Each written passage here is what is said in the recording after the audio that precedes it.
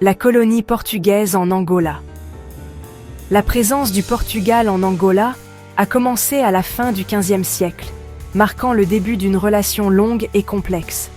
Poussés par le désir de nouvelles routes commerciales vers l'Orient, les explorateurs portugais sont arrivés sur la côte angolaise en 1482. Menés par Diogo Cao, ils ont rencontré le royaume du Congo, un État puissant et bien organisé.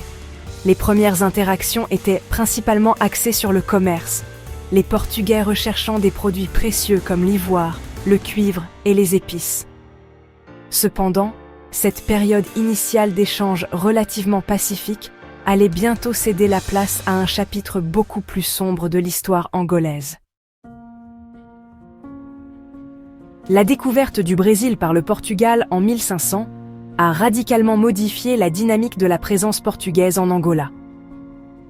Les plantations de sucre en plein essor du Brésil exigeaient une main-d'œuvre massive. Et les Portugais ont vu en Angola une source pour cette main-d'œuvre, des Africains réduits en esclavage. La traite transatlantique des esclaves est devenue la pierre angulaire de l'économie angolaise.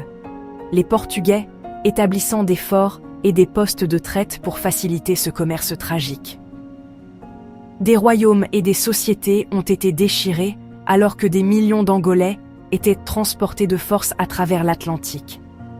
Les profits de la traite négrière ont alimenté l'expansion portugaise dans la région.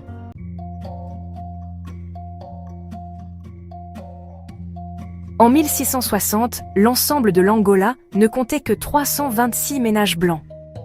En 1777, la population blanche de la colonie ne comptait qu'environ 1581 habitants, et elle déclina jusqu'à 1000 habitants au début du XIXe siècle.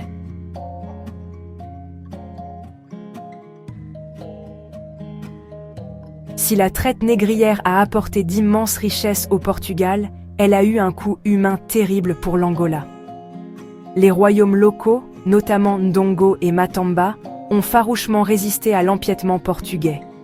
La reine Nzinga de Ndongo et de Matamba est devenue un puissant symbole de la résistance angolaise, manœuvrant habilement contre les Portugais pendant des décennies au XVIIe siècle. Cependant, la supériorité de la puissance de feu portugaise et les alliances stratégiques avec des groupes africains rivaux leur ont progressivement permis de consolider leur contrôle sur l'Angola. Ce contrôle était maintenu sans pitié, le travail forcé et les châtiments brutaux devenant monnaie courante. L'exploitation des ressources de l'Angola s'est poursuivie jusque dans le XXe siècle. Les diamants, découverts au début des années 1900, ont alimenté une nouvelle vague de cupidité coloniale. Parallèlement au commerce des diamants, le Portugal a développé des plantations agricoles à grande échelle, notamment pour le café, déplaçant davantage les populations locales et enracinant les inégalités économiques.